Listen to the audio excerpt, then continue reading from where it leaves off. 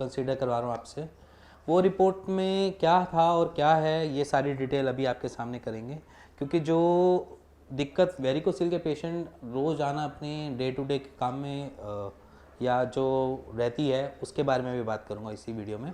जैसे सबसे फर्स्ट जो वेरिकोसिल में डिस्कम्फर्ट क्रिएट होता है, डिस्कम्फर्ट क्रिएट तब होता है जब हमारी बॉडी थोड़ी सी एक्टिव परफॉर्म करती है या एक्टिवली परफॉर्म करती है।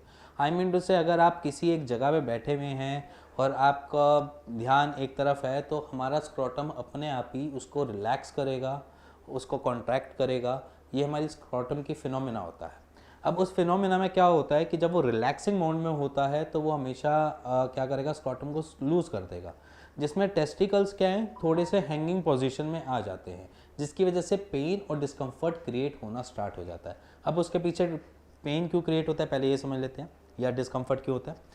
डिस्कम्फर्ट होने का रीज़न जो होता है वो बेसिकली क्या होता है, हमारी वेरिकोसील की जो वेन्स हैं, या जैसे मैं बोलूँ जो वेन्स जिस पे वेरिकोसील है वो थोड़ी सी इन्फ्लेम्ड है, समझ लीजिए वो सूजी हुई हैं।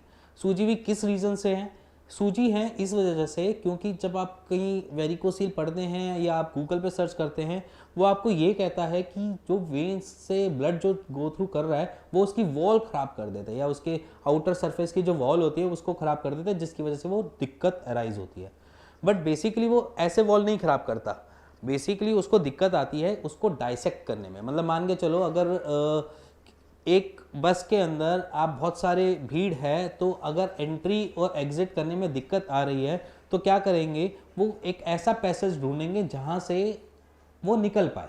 मान लीजिए कोई ट्रैफिक स्ट्रक्ट है, बीच में स्ट्रक्ट है, तो स्कूटर बाइक वाले क्या करते हैं, वो फुटपाथ के ऊपर से चलाना चालू कर देते हैं, फिर धीरे धीरे वो फुटपाथ टूटने चालू हो जाती है। सेम कंसेप्ट आता है हमारी वेन्स के अंदर भी।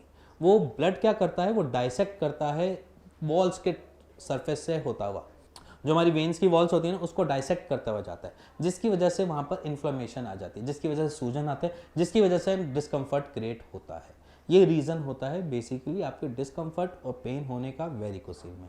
अब आपके सामने जो रिपोर्ट लेकर आ रहा हूँ वो है बहुत थोड़ी सी पुरानी है, जो पेशेंट थे उन्होंने हमको पुरानी रिपोर्ट दी थी, बट एज ए वेरिकोसिल हमें कंसीडर किया उस चीज़ को कि उनको जो रिपोर्ट थी उसमें उनका ग्रेड 1 वेरिकोसिल था। ओवर द टाइम पीरियड हमेशा वेरिकोसिल अपवर्ड डायरेक्शन में, मतलब बढ़ने वाली डायरेक्शन में होता है कि बढ़ रहा होता है, बट वहाँ पर हमने कंसीडर किया चलो वेरिकोसील है, उसको हम नेक्स्ट स्कैन में देखेंगे कितना बड़ा, कितना हील हुआ, कितना ठीक हुआ। अब उनका 2020 में जो वेरिकोसील था वो बेसिकली फर्स्ट ग्रेड में था। जब हम मेडिकेशन दे रहे थे या मेडिसिन उनको दे रहे थे तो हमको ये रियलाइज़ हो रहा था कि क्या पता इनका वेरिकोसील अभी इतना नहीं है, क्योंकि ये जो कन्वर्सेशन हुई थी एक टेलीफोनिक कन्वर्सेशन हुई थी, हमने उनको एज सच चेक नहीं करा था, हमने फिर भी वेरिकोसिल कंसीडर करके उनको एक ट्रीटमेंट प्रोसेस स्टार्ट करवाया। अब ट्रीटमेंट में हम ये हमेशा अपने पेशेंट को कंसीडर करवाते हैं कि आप अपना स्कैन करवाओ, अगर आपको रिजल्ट मिल रहा है या आपको कुछ भी लग रहा है आप अपना स्कैन करवाओ, एक यूएसजी स्क्रॉटम करवाओ, क्योंकि वो एक हमारे लिए नेसेसिटी बन जाती है। और एज ए पेशेंट को भी ये रियलाइज़ होता है कि मैं हील हो भी रहा हूँ या नहीं हो रहा, क्योंकि देखो कोई इंजेक्शन नहीं है, कोई सर्जरी नहीं है, कोई ऐसी हमारे पास थेरेपी नहीं है जो आपको ये दिखा सके कि वेरिकोसिल हील हो रहा है या कैसे हो रहा है। सिम्टम्स आपके काम डाउन होंगे उसमें तो आपको आइडिया लग जाएगा, बट अंदर की वेन्स क्या बता रही है वो आइडिया नहीं लगेगा। तो इसलिए हम अपने हर पेशेंट को कहते हैं आप स्कैन कराओ।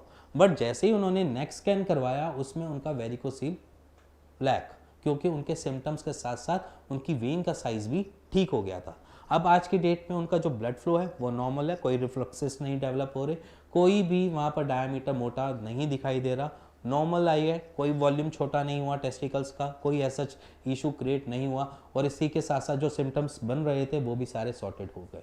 तो ये एक जर्नी थी एक पेशेंट की जिसने 2020 में एक स्कैन करवाया था। उसके बाद जब हमारे पास आए थे तो हमारे पास 2022 में आए थे, मतलब जनवरी में आए थे, जब उनको डिस्कम्फर्ट क्रिएट हुआ, जब हमने ट्रीटमेंट स्टार्ट करवाया तो विद इन 1 मंथ में उनका वेरिकोसिल गायब हो गया। ये एक सक्सेस है। और इसी के साथ साथ एक हमारे पास आज ही एक पेशेंट आए थे, उनकी भी सक्सेस स्टोरी आपको बताऊंगा, वो भी हील हो चुके हैं।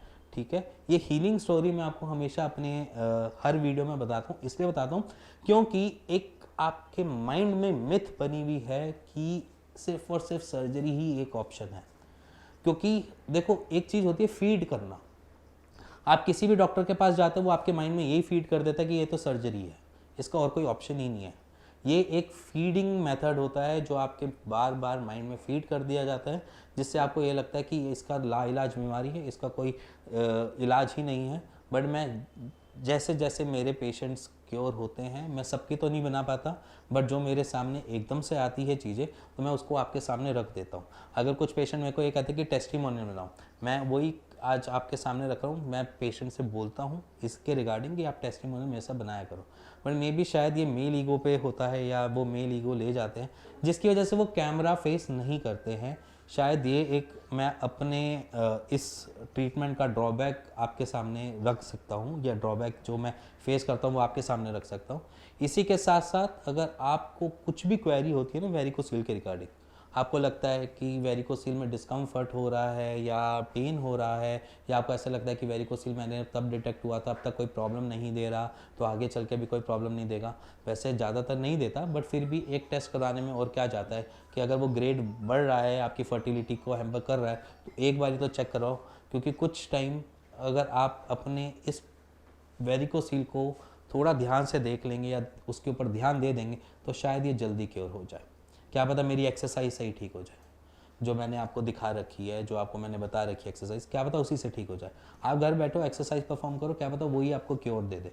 तो सिंपली मैं यही कहना चाहता हूँ कि अपने वेरिकोसील पर थोड़ा सा ध्यान दो और उसको सोचो, समझो, जानो, और उसकी को ठीक करने के लिए अल्टरनेट मेडिसिन का सहारा लो। चाहे होम्योपैथ लो, चाहे आयुर्वेद लो, आप उसका सहारा लेकर उसको ठीक करो, जिससे फर्दर आपको ये सारी दिक्कतों को ना फेस करना पड़े। चाहे वो मैरिड लाइफ हो, चाहे वो कंसीव की प्रॉब्लम हो, चाहे वो आपके स्पर्म काउंट लो हो, ये सारी चीज़ों को आगे जाकर फ्यूचर में ना फेस करना पड़े, इसी के लिए। इसी के साथ अगर ये वीडियो समझ आई हो, पसंद आई हो, और आपको लग रहा है कि आपको किसी को शेयर करना है तो ज़रूर शेयर कीजिए। इसी के साथ बेल आइकन दबा दीजिएगा और सब्सक्राइब का बटन प्लीज़ दबा दीजिएगा। इसी के साथ साथ बाय, गुड बाय, मिलते हैं नेक्स्ट वीडियो में। तब तक के लिए सब्सक्राइब करे रखें।